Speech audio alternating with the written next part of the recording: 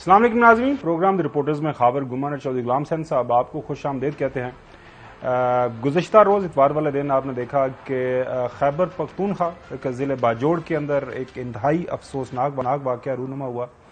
J you I F کی طرف سے ایک ورکر کنونشن ہو رہا تھا ایک تحصیل کی سطح کے اوپر،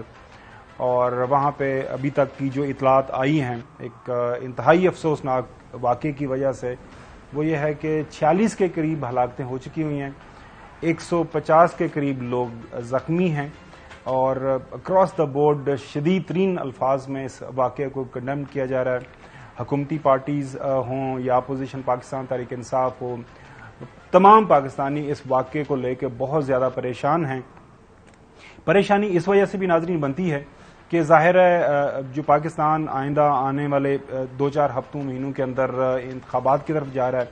اور ایک الیکشن کی جو ایکٹیویٹی ہونی ہے، ماحول بننا ہے، جلسے جلوس ہونے ہیں،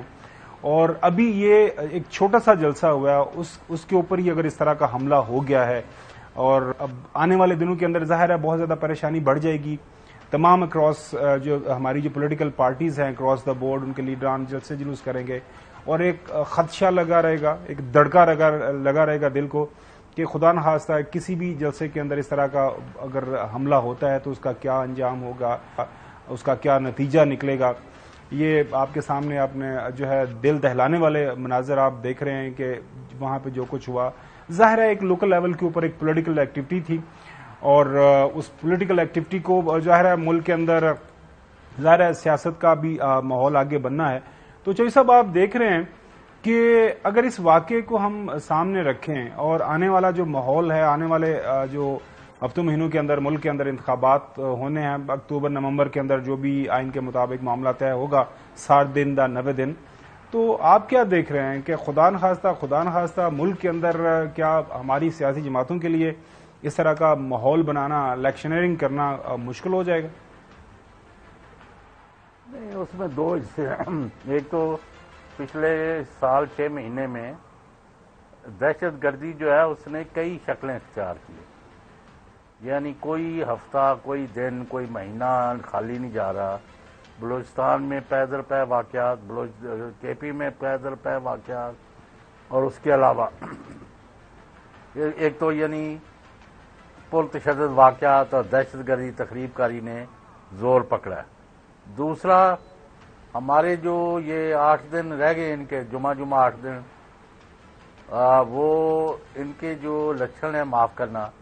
وہ ان کی بڑھکیں، ان کے بوسفل کلیمز، انہوں نے ملک کو بچایا، انہوں نے وہ جو تھا ڈیفالٹ ہونے سے بچا لیا، انہوں نے ادھر 300 ارب ڈالر وہاں سے جمع کر لیے، 600 ارب ڈالر ادھر سے کر لیے۔ یعنی لگتا یہ ہے کہ یہاں دودھ اور شہد تو بہت پیچھے رہ گئے ہیں، ڈالروں کی برسات جو ہے،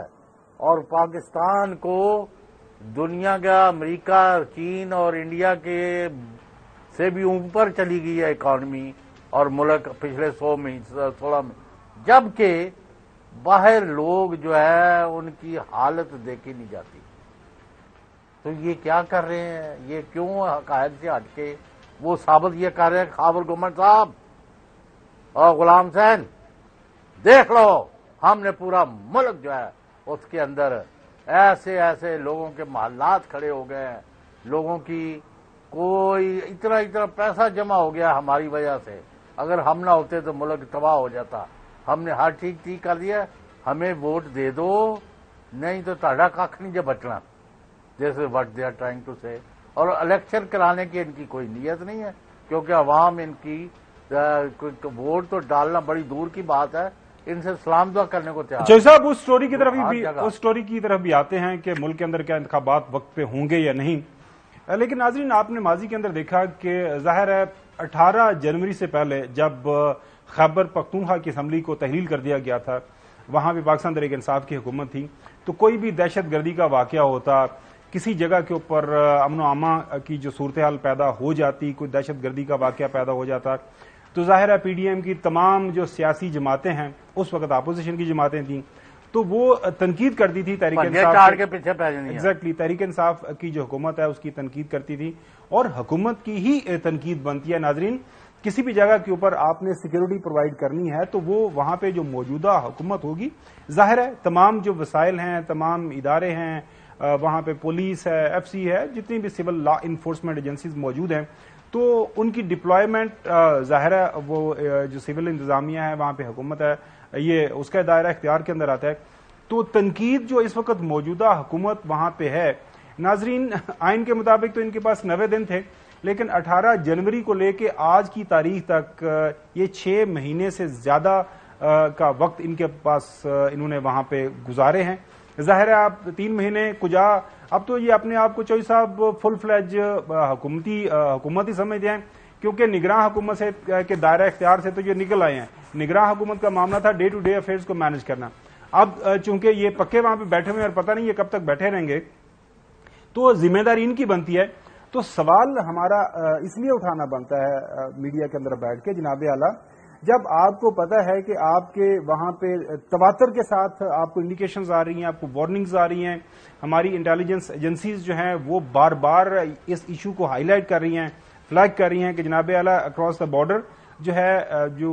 حملوں کی اس وقت شنید ہے، دہشت گردی کے واقعات کے حوالے سے اکراس دا بورڈ جو ہماری دشمن انٹیلیجنس ایجنسیز بیٹھی ہوئی ہیں افغانستان کے اندر، وہ تمام اس طرح کے پلانز بنا رہی ہیں. تو ہمیں جو ہے الرٹ رہنا ہے. اب یہ وہاں پہ ایک انتخابی عمل کے حوالے سے ایک پولیٹیکل ایکٹیویٹی وہاں پہ ہو رہی تھی، ورکرز کنونشن ہو رہا تھا JUIF کا، تو اس کی سیکیورٹی پرووائڈ کرنا، وہاں پہ چاروں اطراف میں نظر رکھنا، یہ کس کا کام تھا؟ ظاہر ہے وہاں پہ جو موجودہ حکومت ہے، جو وہاں پہ ضلعی انتظامیہ ہے، اس کا کام ہے. لیکن ناظرین بڑی اچنبے کی بات یہ ہے کہ آپ نے دیکھا ہوگا کہ ویسے تو آئین کے مطابق ایک جو نگراں حکومت ہے، کیئر ٹیکر حکومت ہے، اس نے آ کے الیکشن کروانے ہوتے ہیں، چونکہ یہاں پہ غیر معمولی واقعات پیدا ہو گئے ہوئے ہیں KP اور پنجاب کے اندر. پچھلے دنوں ہمارے وسیم بدامی کے پروگرام میں اس وقت جو PDM کی جماعتیں ہیں، چونکہ وہاں پہ الائنس کے اندر ہیں، نگراں حکومت کے حوالے سے ان کے جو دعوے سامنے آئے کہ کون کون کہاں کہاں بیٹھا ہوا ہے، کس پارٹی کو کتنا حصہ ہے، کس پارٹی کے پاس کتنا حصہ ہے، اور اس کے بعد وہاں پہ جو انتظام و انصرام ہے اس وقت حکومت کا پولیٹیکل پارٹیز کے اندر، وہ کیا ایک بندر بانٹ ہوئی ہے. وہ نگراں والا کانسیپٹ، وہ جو آئین کہتا ہے، قانون کہتا ہے، وہ تو میرے خیال میں کہیں دور رہ گیا. آپ یہ سنیں اور اس کے بعد پھر ہم بات کریں کہ جناب اعلیٰ اگر آپ جو حصہ بقدر جسا وہاں پہ بیٹھے ہوئے ہیں تو یہ جو سارے کام ہیں یہ کس نے کرنے ہیں؟ دیکھیں ذرا. یہ بھی ہے کہ مجھے اپنے کوٹے کے حساب سے مجھے وزیر کیوں نہیں دیے. یہ نگران سیٹ اپ ہے، لیکن یہ اس سیٹ اپ نہیں ہے، یہ تو کمپرومائز سیٹ اپ بنے ہیں نا. اس میں مسلم لیگ نون کے 2 لوگ ہیں.